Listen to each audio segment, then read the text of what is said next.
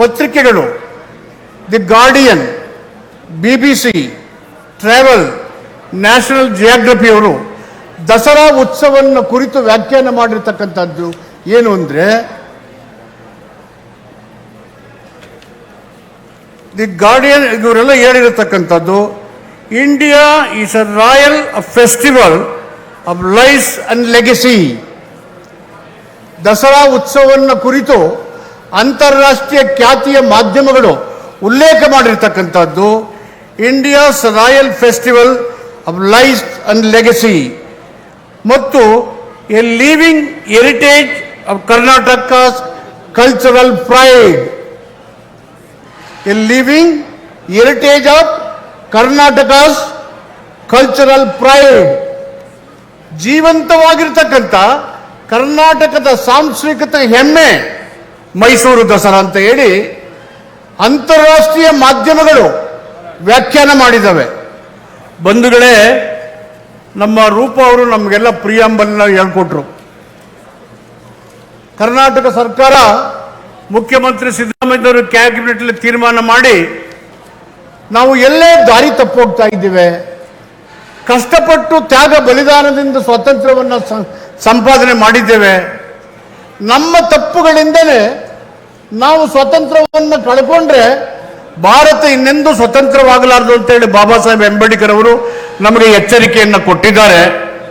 ಈ ಹಿನ್ನೆಲೆಯಲ್ಲಿ ನಾವು ನಮ್ಮ ಯುವ ಜನರಿಗೆ ಕಡ್ಡಾಯವಾಗಿ ಪ್ರಿಯಾಂಬಲ್ ಆಫ್ ಕಾನ್ಸ್ಟಿಟ್ಯೂಷನ್ನ ಓದಬೇಕು ಅಂತ ಹೇಳಿ ಶಾಲಾ ಕಾಲೇಜು ವಿಶ್ವವಿದ್ಯಾಲಯಗಳಲ್ಲಿ, ಸರ್ಕಾರಿ ಸಭಾ ಸಮಾರಂಭಗಳಲ್ಲಿ, ವಿಧಾನಸಭೆ ವಿಧಾನ ಪರಿಷತ್ಗಳಲ್ಲಿ ಓದಬೇಕು ಅಂತ ಹೇಳಿ ತೀರ್ಮಾನ ಮಾಡಿ ಜಾಗೃತಿಯನ್ನು ಮೂಡಿಸಿದ ಮೇಲೆ ದೇಶಾದ್ಯಂತ ಎಲ್ಲ ರಾಜಕೀಯ ಪಕ್ಷಗಳು ಸಂವಿಧಾನದ ಬಗ್ಗೆ ವ್ಯಾಖ್ಯಾನವನ್ನು ಪ್ರಾರಂಭ ಮಾಡಿದ್ದಾರೆ.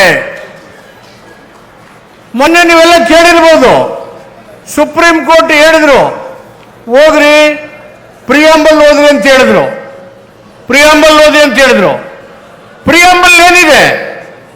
The rights and fundamental rights of the people, the duties and responsibility of the citizens and the government, ಅದು ತುಂಬಿದೆ.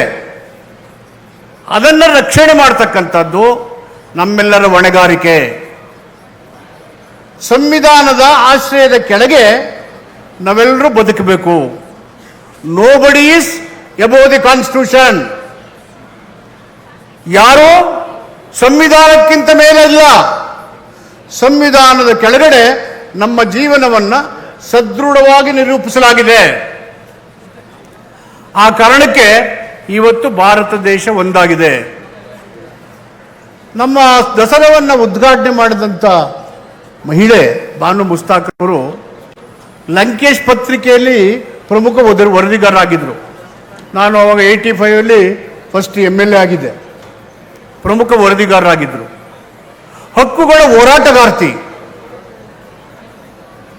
ಅಡ್ವೊಕೇಟ್. ಹಾಸನದಿಂದ ಶಿವಮೊಗ್ಗಕ್ಕೆ ಶಾಲೆಗೆ ಹೋದಾಗ 6 ತಿಂಗಳಲ್ಲಿ ನೀವು ಕನ್ನಡ ಕಲಿಬೇಕು ಅಂತ ಹೇಳಿದ್ರೆ ಕೆಲವೇ ತಿಂಗಳಲ್ಲಿ ಕನ್ನಡ ಕಲಿತುಬಿಟ್ರು ಅವರು. ಕೆಲವೇ ತಿಂಗಳಲ್ಲಿ ಅವರು ಧರ್ಮವನ್ನು ಮೀರಿದಂಥ ನಡವಳಿಕೆ ಅವರು. ಹಕ್ಕುಗಳ ಹೋರಾಟಗಾರ್ತಿ ಅಂದಮೇಲೆ ಅವರು ಮಾನವತಾವಾದಿಯ ಒಂದು ಪ್ರತಿಪಾದಕಿ, ಮಾನವೀಯವಾದದ ಪ್ರತಿಪಾದಕಿ. ಅವರು ಇಡೀ ದೇಶದ ಹೆಮ್ಮೆ, ಕರ್ನಾಟಕದ ತನುಜೆ ಅಂದರೆ ಹಿರಿಯ ಮಗಳು.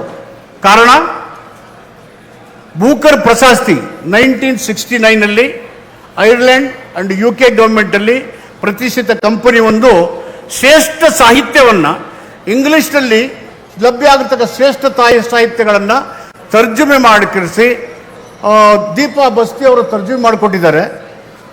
ಆ ಒಂದು ಶ್ರೇಷ್ಠವಾದಂಥ ಸಾಹಿತ್ಯಕ್ಕೆ ಅಂತಾರಾಷ್ಟ್ರೀಯ ಮಟ್ಟದಲ್ಲಿ ಖ್ಯಾತಿಯನ್ನು ಪಡೆದು ಸಾಮಾನ್ಯ ಜನರಿಗೆ ಉಪಯೋಗತಕ್ಕಂಥ ಒಂದು ಸಾಹಿತ್ಯವನ್ನು ಕೊಟ್ಟಿದ್ದಾರೆ. ಇಡೀ ರಾಷ್ಟ್ರ ಹೆಮ್ಮೆ ಪಡುವಂಥ, ಇಡೀ ಕರ್ನಾಟಕವೇ ಹೆಮ್ಮೆ ಪಡುವಂಥ ಶ್ರೇಷ್ಠ ಕೊಡುಗೆಯನ್ನು ಸಾಹಿತ್ಯ ಕ್ಷೇತ್ರಕ್ಕೆ, ಕನ್ನಡಕ್ಕೆ ಅವರು ನೀಡಿದ್ದಾರೆ. ಅವರು ಇಂದು ದಸರಾವನ್ನು ಉದ್ಘಾಟನೆ ಮಾಡುವುದರ ಮುಖಾಂತರ ನಮ್ಮ ಸರ್ಕಾರದ ನಿಲುವು ಸಂವಿಧಾನದ ಪರವಾಗಿ.